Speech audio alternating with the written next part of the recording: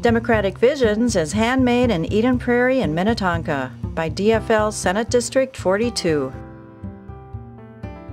In 2008, Al Franken's chief competitor for nomination for the U.S. Senate was Jack Nelson-Pallmeyer. Jack is with us right now. Welcome to Democratic Visions, Jack. Thanks, Tim. It's great to be here. Jack Nelson-Pallmeyer is an associate professor of justice and peace studies at St. Thomas University. He's authored more than 10 books and is much in demand as a public speaker. Jack, by early 2008, when the state DFL convention was held, you were the force behind what was akin to an old-fashioned populist movement. What have you been doing since?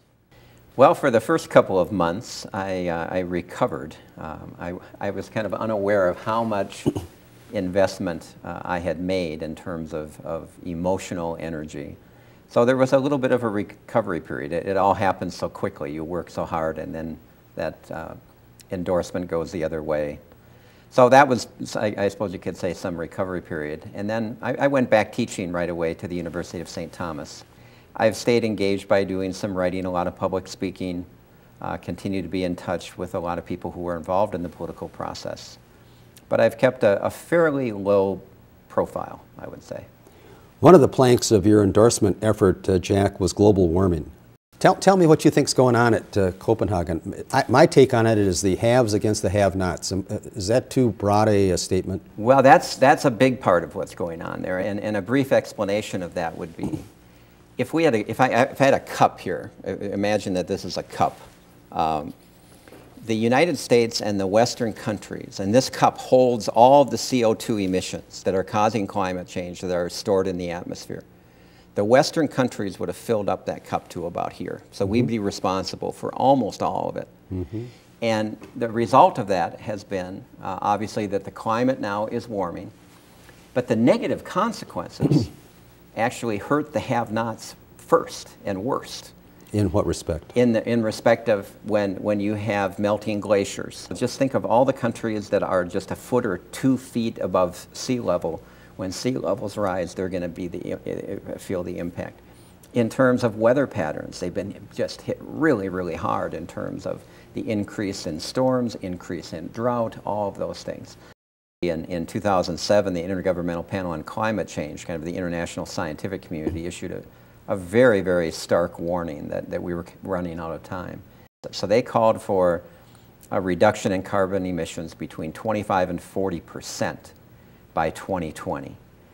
And if you look at what the Obama administration's proposal is, they shifted the date. So they're talking about a 17% reduction from 2005, which actually means the U.S. is proposing a 4% reduction when the Intergovernmental Panel is actually calling for 25 to 40%. And even it's actually worse than that, Tim, because all the evidence that has come out since they issued their report is that climate change is actually accelerating. So you tend to have the poorer nations having suffered the most as a result of climate change. They're the least able to pay for mitigating against climate change. You're going to have the Western countries coming out with a very watered down agreement, something that will allow them to save face and say that they're making progress, that they're moving, but it will not do what needs to be done. What needs to be done is to have firm targets with firm commitments. Another problem with Copenhagen, in terms of the approach that the United States has taken, and now some of the European countries as well, is that there are a couple of ways that you could go about cutting emissions. I think the most important one is for each of the countries, especially the industrialized countries, to make firm commitments to reduce carbon emissions in their own economies. But the way that they're talking about their approach to limiting carbon emissions is through a very complex mechanism called cap and trade, with all kinds of offsets, meaning that you can actually not cut your own emissions. You could pay for a slightly improved coal plant somewhere else and say, oh, we're meeting our target reductions.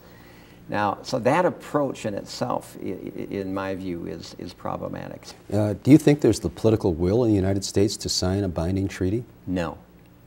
What can be done to address that? Well, this is where I think everybody needs to step up. I mean, I think any of us who are involved in the public arena need to be talking about climate change, need to be talking about its relationship to the economy, need to be talking about its relationship to priorities, as I've tried to do in terms of saying, does it make sense for us to spend hundreds of billions of additional dollars in an ill-fated war in Afghanistan, or should we be redirecting those resources to address issues of poverty, the economy, and climate change? I think we need politicians to be much, much bolder in their leadership on this issue. And I want to at least correct one, I think, feeling that's out there. There's a feeling out there that climate change either isn't real or climate change will affect somebody else. Climate change is already taking a heavy toll on us.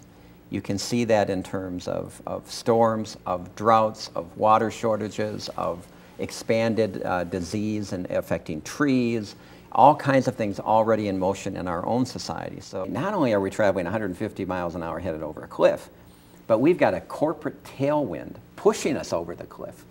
And that's true in terms of the financial crisis.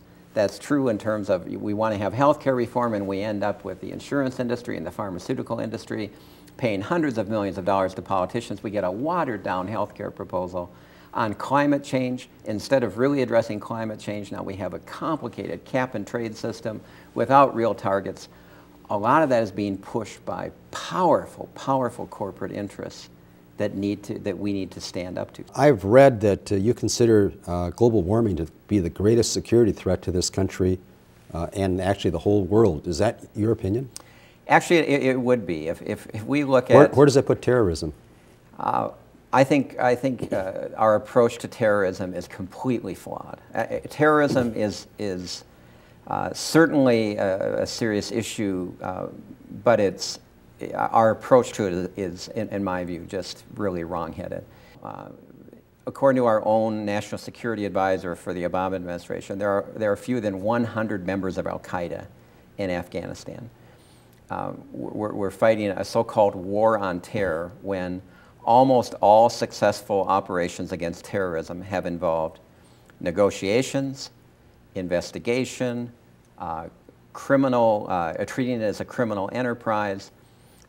It's almost never solved through military means. So we're squandering hundreds and hundreds and hundreds of billions of dollars in a war on terror relative to a much graver threat, which is the threat to the very substance of life, which is the environment that we live on. And let me give you an example of my disappointment again with the trajectory of U.S. policy.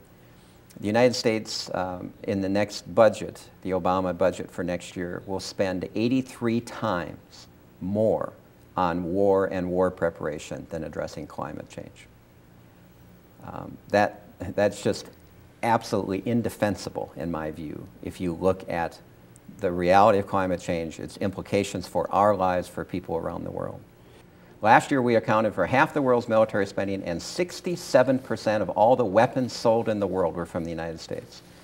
As long as we maintain that militarized path, as long as we maintain the illusion that war is the means to peace, we will accelerate the pace of our internal decline. We will not respond to climate change. As I mentioned, the Obama administration is going to spend 83 times more on war than addressing climate change. And you asked earlier about the opportunities if we address climate change. Those opportunities are really pretty great. If we would mass produce windmills instead of as many unneeded weapon systems as we have, we would create hundreds of thousands of jobs. We could do that here in Minnesota. Solar panels, retrofitting houses, making the infrastructure changes that we need to make. All that is an opportunity, but it's an opportunity that is squandered within present U.S. priorities. I think we need a more movement-based politics where politicians don't go to Washington and stay there. They go to Washington and try to build relationships with people throughout, in our case, throughout Minnesota, trying to build enough public support to make the fundamental changes that we need to make within the time frame that we have. You've got a lot of great, interesting ideas. We'll have you back to talk about them some other time. Jack, thanks for coming in. All right, thanks for having me. Democratic Visions is produced by volunteers for DFL Senate District 42. Norbert Gurnis, Chair.